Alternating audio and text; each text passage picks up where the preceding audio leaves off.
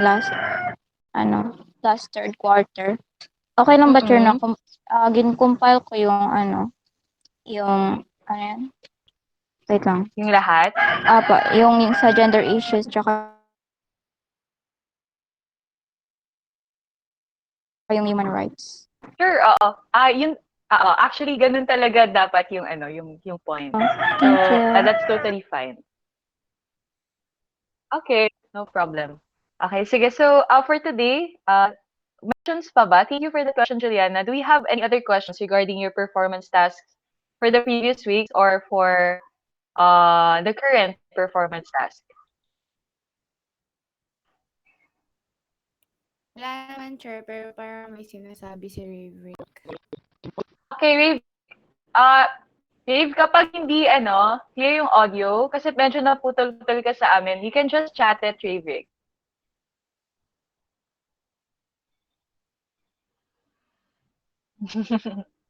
Okay, paki-chat na lang. Or maybe later, if medyo okay na din yung audio, you can also. Medyo putol siya, Rave, ng konti. So, it's better siguro if you just chat in the chat box para rinig ka. Or actually, mabasa namin yung comments mo.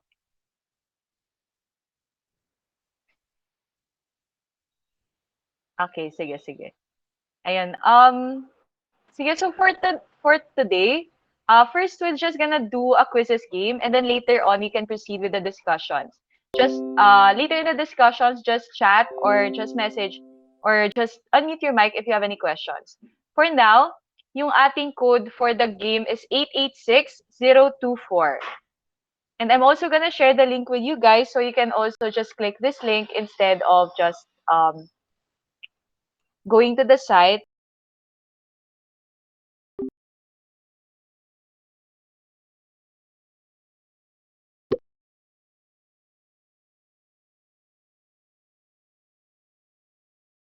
Yung link. So you can just click that link first. Wala pa pala. Okay. You can just click that link and then we'll try to wait for at least 10 people to enter the quiz. Then we'll start the quiz. So there are already 3 people in the quiz.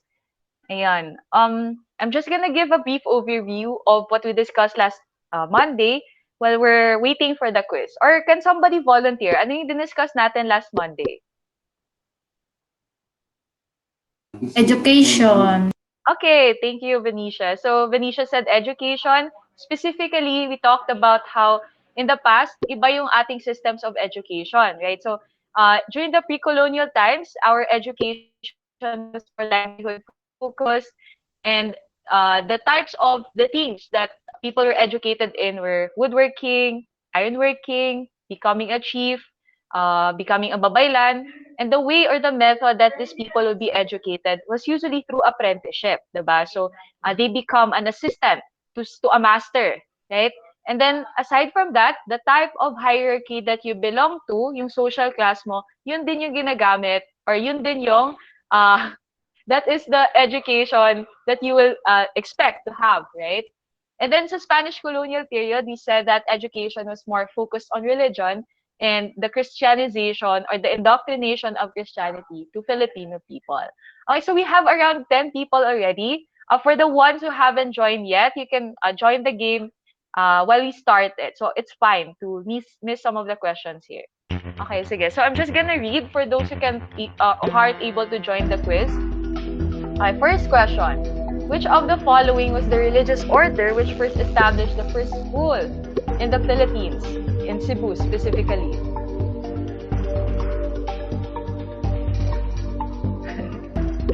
Okay, so let's see. We have Augustinians, Dominicans, Jesuits, and Franciscans. They are also the ones which established the University of Santo Tomas, this religious order. Ayan, so the correct answer is the Augustinian priest. Ayan, so sila yung nauna dito sa Pilipinas. Very good. 6 people got the correct answer. Chair? Yes, Mitch? Chair, represent po ba kayo, Chair, ng screen share? Ay, sorry, hindi makita yung screen. Okay, sorry. Thank you for that, Mitch. Yes, Chair. Okay, sige. I'm sorry. Ayan. Okay na ba siya? Yes, Chair. Okay, perfect. Sige, salamat. And so, the first book printed through a printing press by the Spanish in the Philippines was in Chinese language. This book was about, first, agricultural practices of the Spanish, Christian doctrine, history of the Spanish Empire, or the Bible. Okay, sige. So, let's see. The correct answer is Christian doctrine. Very good. 7 people got the correct answer. And it's consistent, di ba, with the religious education that the Spanish gave. Okay, so next question. All of the following were the results of Queen Isabella's education decree of 1863 except one. First, the decree created a boys and girls school for each town. Next, it declared primary education free for children between the ages of 7 to 12. Third, it allowed for the creation of normal or teaching schools. And then the last, only taught Christian doctrine and not the 3 R's, reading, writing, and arithmetic. Sige, so the correct answer for this one is the last question or the last item is not correct. Very good. 7 people got the correct answer because aside from Christian doctrine, the 3 R's will also taught during this time. Okay, sige. I'm hoping Mitch is, ayan, kikita din naman. Sige. So, this was what the first American teachers brought to the Philippines to teach in barangay schools through Act number 74 of the Philippine Commission were called. Anong tawag sa kanila? Are they Jesuits, Ammonites, Thomasites, or Hawkinites? Okay. Very good. Everybody answered. So the correct answer for this one is Thomasites because they were brought over by the USS Thomas. Wow. 9 people got the correct answer. Brilliant. Very good. Okay, sige. So we have the next question. The Central Philippine University, University of the Philippines, and West Visayas State University were educational institutions that had origins during which period? Is it Spanish colonial, American colonial, Third Republic, or the Malolos Republic? Okay, very good. So, tingnan natin. Let's see. Correct answer is, okay, 3 people got the correct answer. This had origins during the American colonial period. Later on, we'll discuss that. Hindi ito yung mga pangalan nila in the past. They had to rename these universities. Okay, sige.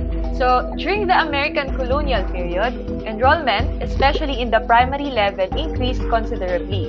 Thus, a law provided a fund of ₱1 million for construction of concrete school buildings to accommodate this increase in enrollees.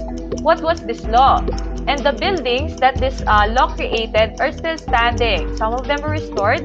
Yung nakita, sorry, hindi ko, may pangalan pala nung zoom in ko.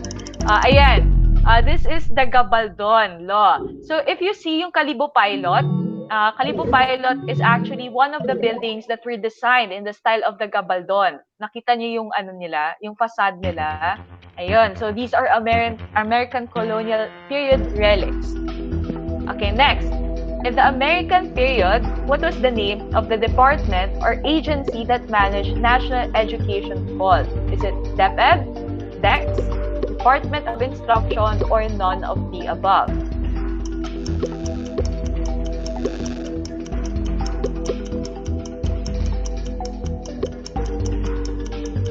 Okay, very good. 13 people answered. The correct answer is Department of Instruction. It was only during 4 people got the correct answer. Very good. It was only during the panahon ni Manuel Rojas where they renamed it to DepEd. Marcos renamed it again to the DEX and then restored afterwards to DepEd. Next, the Philippine government spends less per student as a share of per capita GDP compared to most Southeast Asian countries. Is this true or false? Okay, 13. Okay, correct answer is actually it's false. So, given a really large population, kahit malaki yung GDP natin or yung spending natin sa education, it's gonna be a bit less. Because of the big population. Next, the Philippines has the lowest number of higher education institutions or HEIs in Southeast Asia. HEIs include your colleges as well as universities, higher education, yung sa college. Okay, true or false? Correct answer is false. You actually have the second highest number of higher education institutions. Indonesia has the first with its really large population. Okay, next question. This is the Philippine agency that develops and implements higher education policies and provides quality assurance through its oversight of post-secondary programs and institutions, both public and private. Is it CHED, DepEd, or TESDA?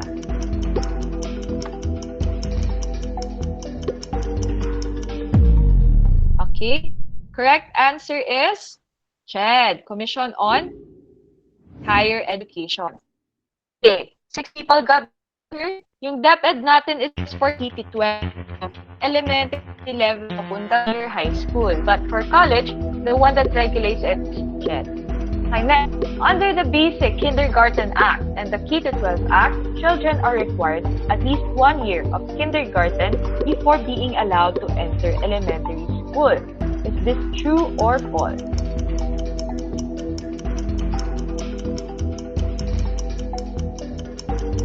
Okay. Si Pitaya Yusuf. Okay, hindi pa nakapag-add. Okay, the correct answer is true. At least 1 year. So, at least kinder 2. If you can. 9 people got the correct answer. Very good. Next question. Regarding the K-12 system, the basic division of elementary, junior high school, senior high school could be illustrated to, is it 6 for elementary, 3 for junior high school, and 3 for senior high school? 4 for elementary, 6 for junior high school, and 2 for senior high school? Or 6 for elementary, 4 for junior high school, and 2 for senior high school? Okay, correct answer is... Ayan. Okay, sige. How many tracks are available in the senior high school program of the K-12 system? How many tracks are available in the senior high school program of the K-12 system? 3, 4, 5, or 2?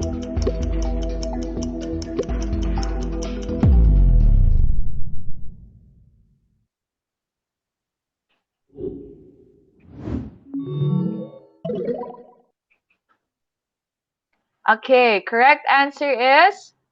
Ayun, good. So 4, we have Tech Voc, Sports Track, Arts and Design, and then the Academic Track, which includes your STEM, GAS, ABM, and UMS.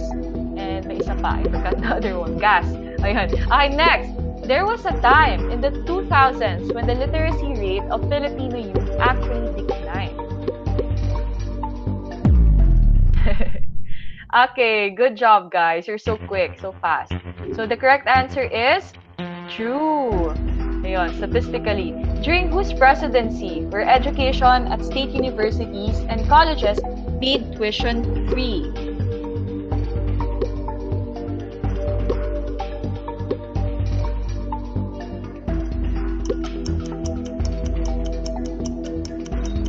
Okay, correct answer is...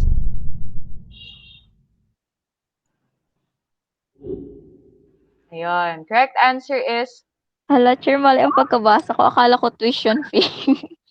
tuition free. Oh, isa lang? Hala guys, kay President Duterte yung tuition fee na he made or his administration made tuition free. It was the laws were created by Ralph Recto or sponsored by Ralph Recto and Bam Aquino. Sila yung nag-start sa Senate and then it was signed into law. And wala nang fees yung tuition. Okay, sige. So thank you so much for your quick and prompt participation. So let's look at the top 5. Who is Cherimoya Berenstein?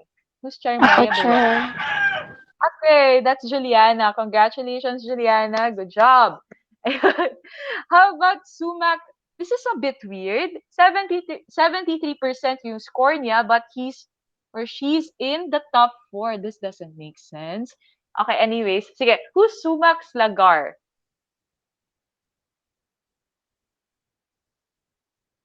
Sino si Sumac Slagar or Slagar? Sir, 3 Okay, mistakes. that one. 3 mistakes. Very good. Good job.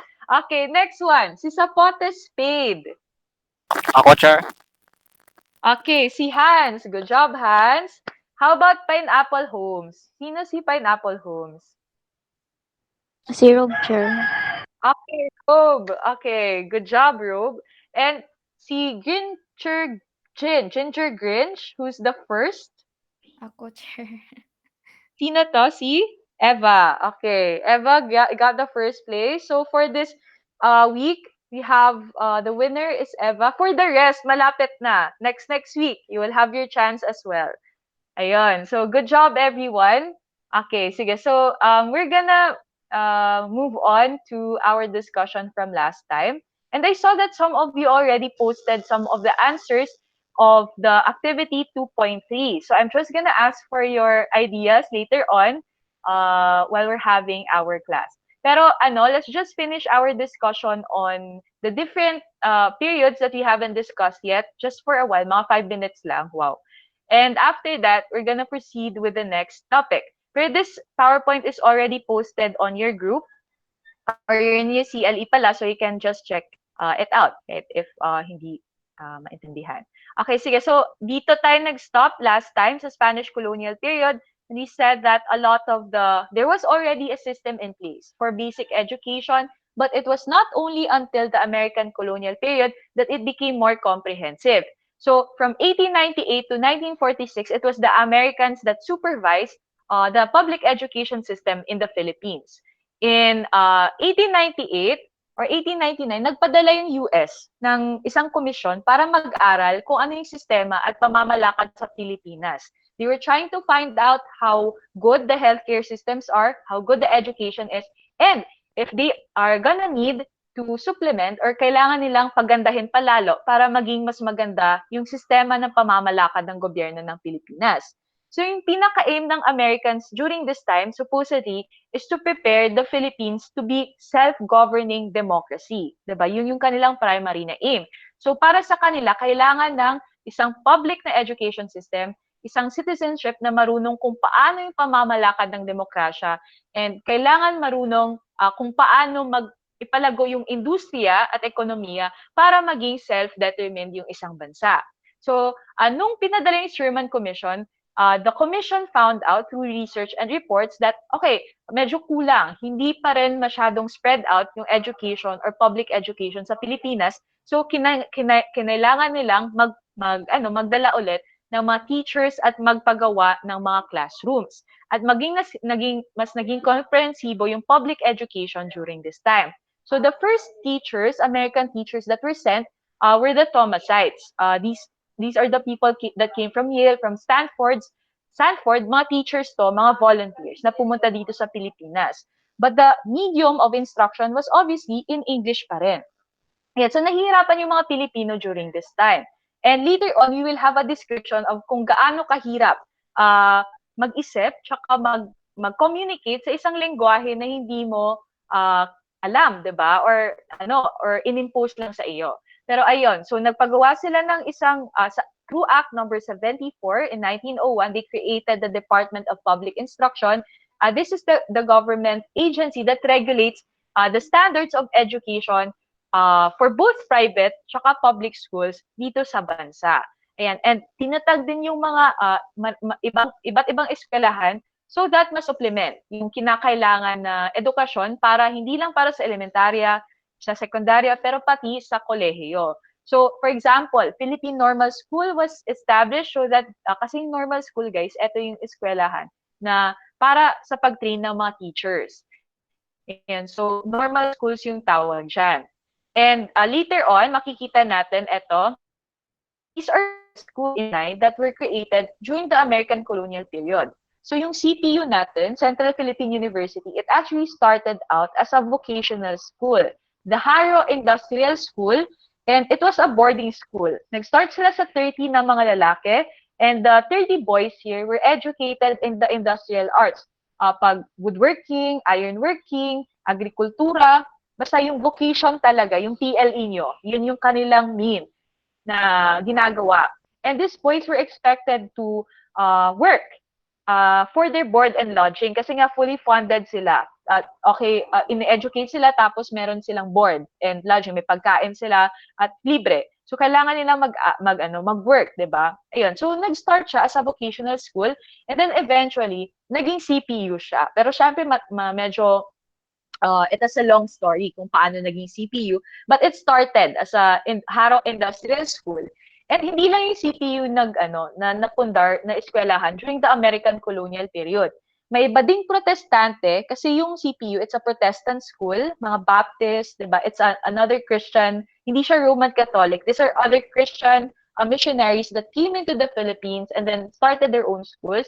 So, yung nag-start ng Haro Industrial School is a priest, a Protestant priest. It's the same also for Silliman University, St. Paul University.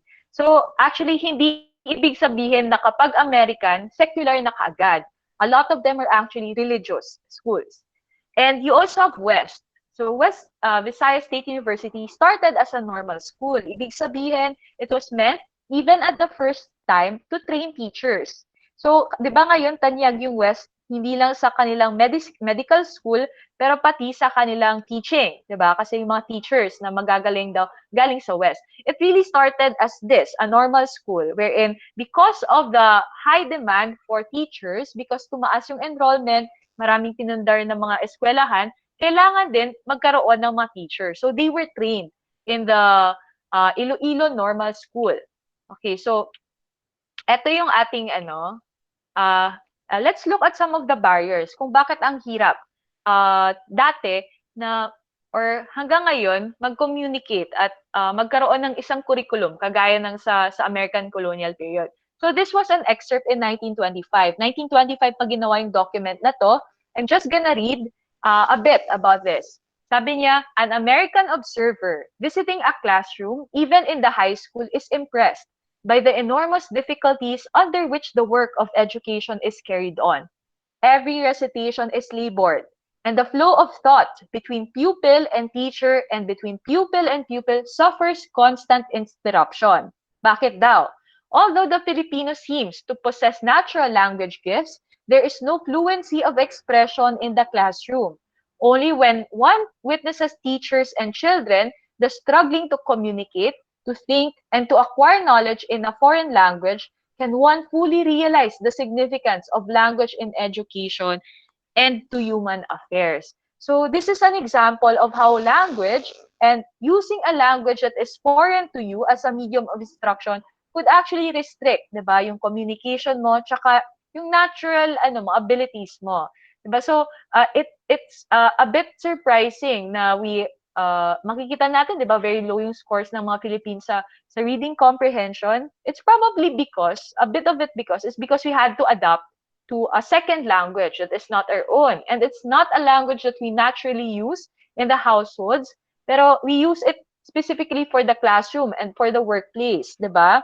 Yan. So, makikita natin hanggang ngayon, there are still problems with regards to how or the way we communicate. Our English is a bit stilted or interrupted kasi for a lot of Filipinos, this is not the language that they are comfortable with in speaking. So kahit daw may mga natural na potential or gifts yung Filipino of thought and so on, medyo because of the language that was imposed on us, nahihirapan sila mag-communicate, 'di ba? It's still a problem that exists until countries like Korea, they don't have this problem.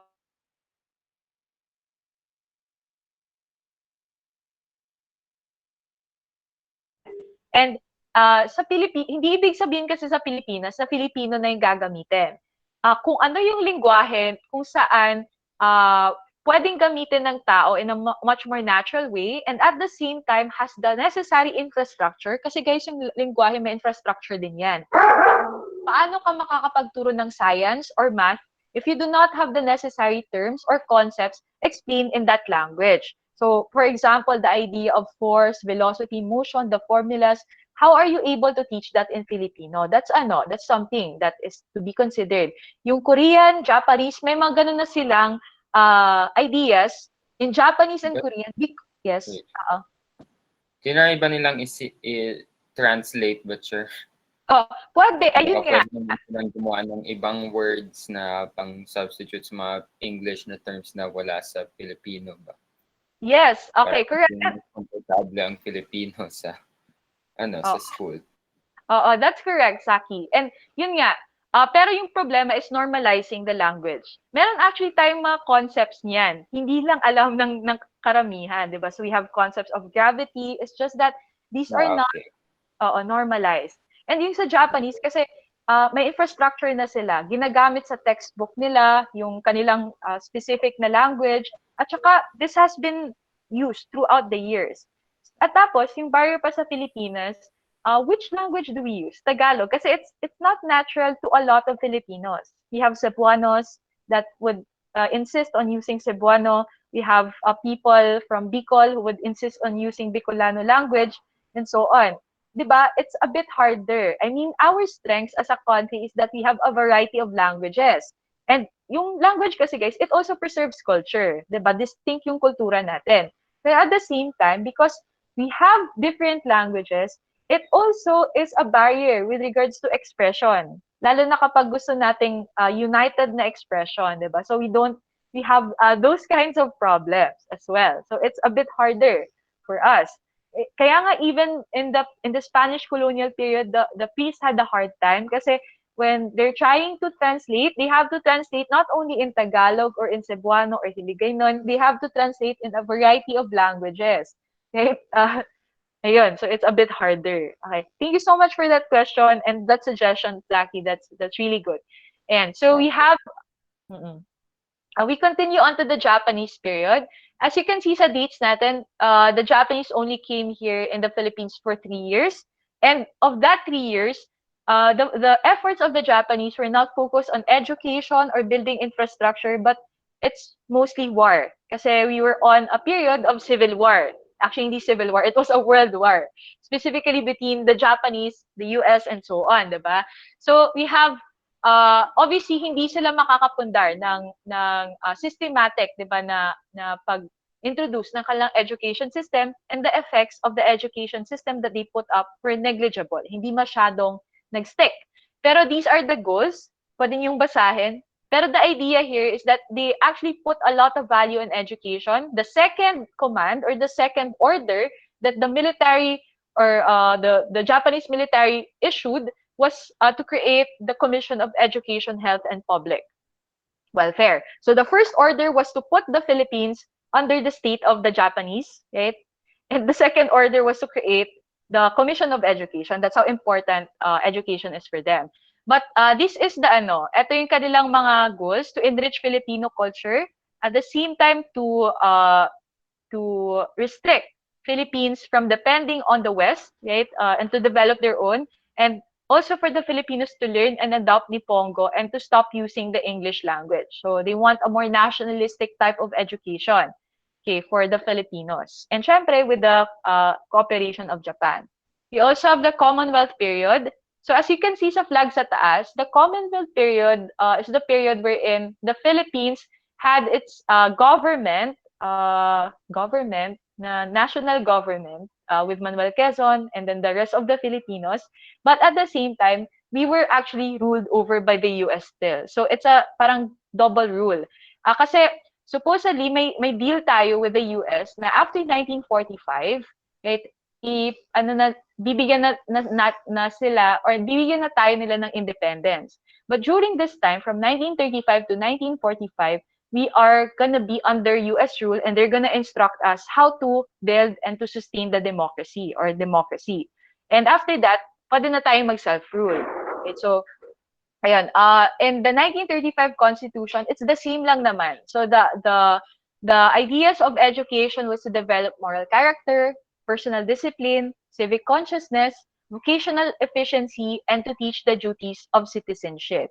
You also have the introduction of standards para sa pag-run ng government and private institutions, yung public schools natin, tsaka yung mga pribadong eskwelahan. And then you have the ito yung common, 'di ba? Before the K to 12 system, ito yung sinusunod natin, six years sa elementary, 4 years sa high school, and then 4 years sa college. So this came during this time, yung ating sinusunod. And this is not normal, guys. Kasi in the other countries, actually, we had a shorter period of education compared to the rest. The rest had around 12 to 14. Sa atin, 10 lang before the K to 12 system. So ayun, it was a relic of the American colonial or the communal period na ganun ka-short yung ating education life or education cycle. Okay, so pakibasa na lang ulit. Let's now proceed to our purpose of education. I saw that some of you have already posted your works or your answers. I think Rob, Zaki, si Lloyd, and si Venetia have already posted theirs. So I'm just gonna ask for them. For you guys, what should be the purpose of education? Kasi marami tayong purposes eh. Sige. Any one of these four people who have posted, and you can actually read their answers online sa CLE. To hone the skills of the people who will handle the next generation. Okay, to hone the skills of people who will handle the next generation. And it's actually ayun. And so it's consistent with what Zaki also wrote. So he said that he would like to know how to start and run a business. Sorry, Zach, I'm just gonna give your answers to the class. You can read also on the CLE. I would like to learn about mental health, and he also would want to understand how economics and politics work. And it's also a bit similar to what Rube as well said. Ayun, so I think, ayun, so to know, diba, how to live life and to have the skills so that you could be able to live life in a, ano. Zaki, can you elaborate on your answer as well? Ano pa? Aside from that. Yung sinagot ko, Ano yung sinabi mo about the skills and yeah, tungkol sa mental health. Ay, wait, basahin ko na lang. no, it's okay. Yung Just gusto give ko the na- ano. Yeah, yung una, gusto ko muna matuto kung paano rin maggumawa ng business ba. Kasi pag, syempre, kung kaya mong gumawa ng sarili mong business, edi marami rin yung mga benefits. Yung isa, meron na akong, pwede kang magkaroon ng income stream. Yung isa, pwede kang parang mas magiging hardworking ka na tao. Mas may experience ka na sa work and business na fields. At Mm-mm. tas yung isa naman, pwede mong gamitin yung pera mo. Pwede kong gamitin ang pera ko para sa para sa kung saan man pwede ilagay for the Oo. betterment. Okay. Wait. Oo, sige, good. Ayun. I think a lot of the also have that idea as well. So, 'di ba? If you 'di ba, one of the assumptions when you go and go to school is that eventually you will find a job and you will get a means of income. So it's not yung kay Zaki kasi he wants to do a Yeah. business, which is also a job, right? It's also another way For to business imbes na magkaroon ng trabaho lang. Correct. Ayun. So it's also one way of earning a living, right? Kasi it doesn't mean that if you're earning a living, you're just doing a job, right? You could also do other things like start a business and so on, be your own employer and so on. Okay, so that's one, diba? I think with regards to this, sa lima na to na ideas, I think Zaki specifically looks at skills development tsaka life preparation. Sige, thank you, Zaki. How about another person? How about sino gusto? Lloyd, how about you? Okay, or kasi si Lloyd, I think he also wants to start a business. Or we can also look at Venetia's. Venetia's, do you want to volunteer or Robe? Pareho kami ni Venetia actually ng goals. Ayun. Sige, si Venetia. Venetia, can you unmute your mic? Okay, so si Rob actually her answer was to teach students more on politics as well as political studies, right? So if you think about it, Rob, saan sa lima dito? Is it knowledge acquisition, skills development, values formation, socialization, life preparation? This is from your book. But actually, if you think about Rob's answer, there's also a purpose of education that is a bit neglected here at hindi nakita. I think Rob was trying to say that we need to think and talk about politics because it's another aspect of knowing things to do as a citizen. Di ba wala dito?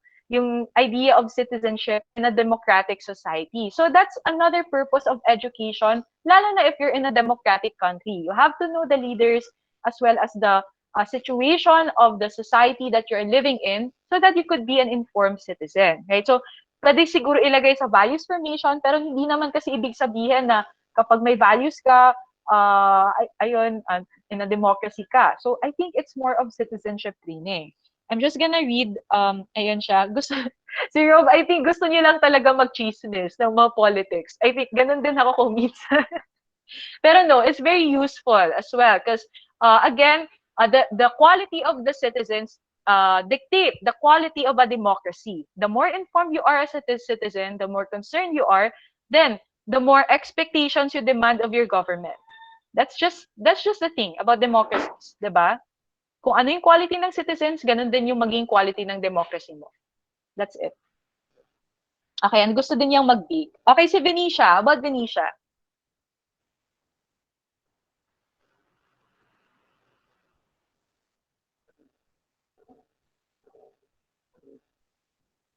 Okay.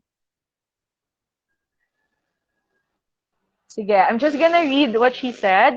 She said she would like to climb mountains and she would like to learn about the history of ancient buildings and places, to know about how the people live in the past and in the past eras.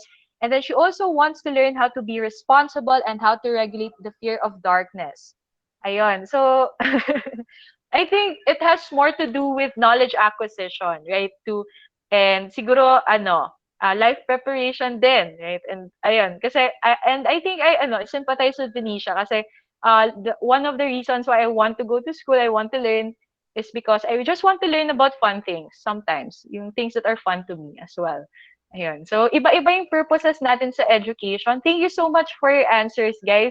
What we'll do is we'll discuss that more in depth on Friday. So I'm just gonna ask for your ideas still for this one. Pero for now, let's just proceed to our lesson on access and budget to education.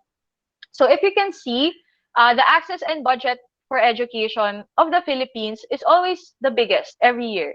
In 2015, 2016, 2017 with blue, 2015 red, 2016 and 2017 is yellow. The education or the DepEd has the highest budget. And this is not a coincidence. It's because in the 1987 Constitution, Article 14, Section 5, Article 5, it says that the state shall assign the highest budgetary priority to education and ensure that the teaching will attract and retain its rightful share of the best available talents through adequate remuneration, pagsweldo sa mga teachers, and so on. Okay? If you want to learn more about the Article 14 in the 1987 Constitution, you just click on the document. So it's linked here.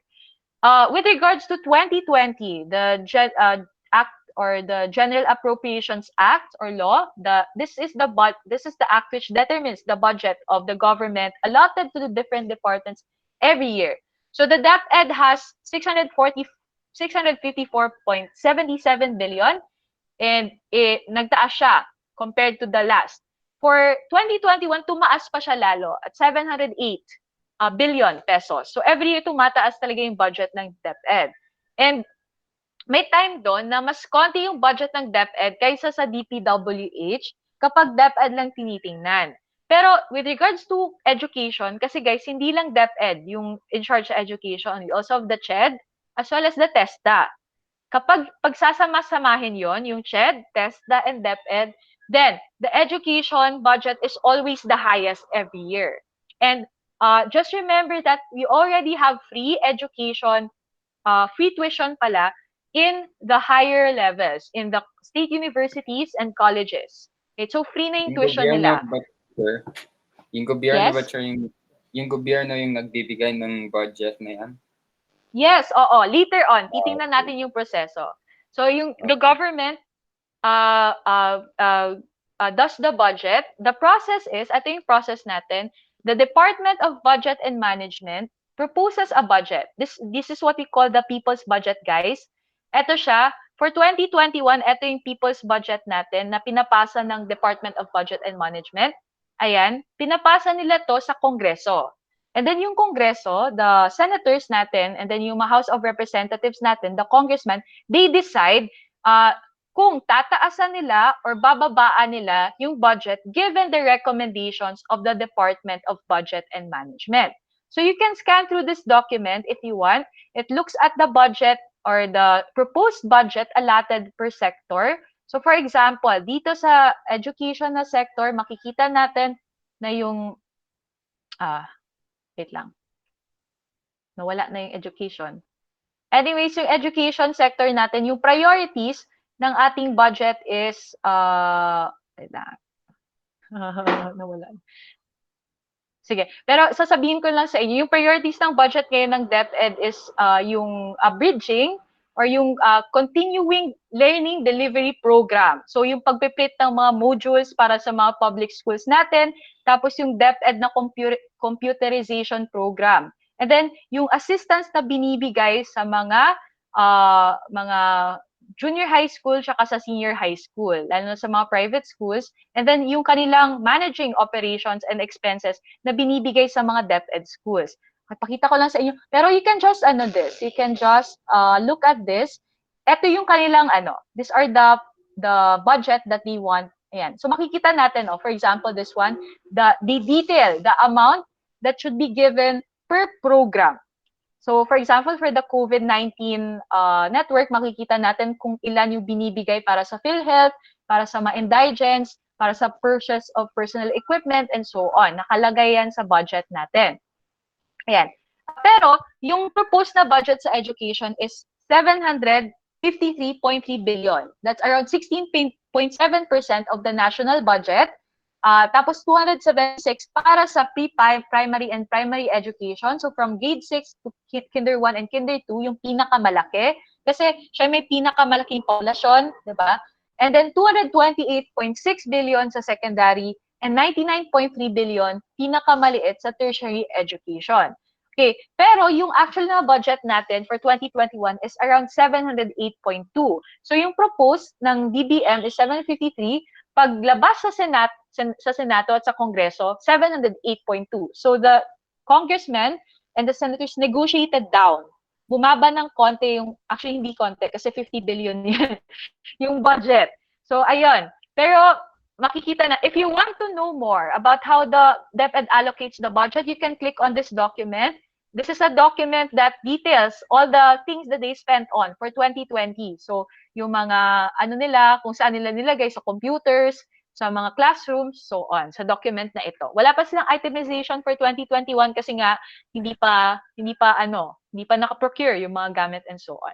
And so, makikita natin it went a bit down. So, this is a bit disappointing kasi 50 billion yan. And yun nga, so may mga teachers and then yung DepEd medyo nagsabi na okay, it's a bit smaller than we expected. But generally the Philippines has a record of having a smaller budget compared to the other ASEAN countries. So for example, in 2019, the Philippines continues to lag behind its neighbors in the Association of Southeast Asian Nations with regards to the spending portions of its gross domestic product for GDP. Only 3.4% of the country's total GDP is allocated for education funding. So you might say, teacher, bakit 3.4 dito and then sa kabila is 16.7? Again, guys, this is the national budget lang, government budget, where GDP is the total value of all the economic products in a specific country, diba? During a specific time. So, yung sinasuggest ng UN actually, 6% dapat ng GDP yung inaalat sa education. That's around 2 to 3% lower than the UN recommended na allotment. With regards to this, yung mga pinakamababang country spending with regards to education is Laos, Thailand, and Brunei. Okay, so medyo mababa talaga yung Pilipinas. While Vietnam has more than the recommended amount spent sa UN, 6.3%, and Malaysia, which is such a tremendous country right now, is 6.1%. So the Philippines is a bit lagging. Pero ayun, it's a bit disappointing as well.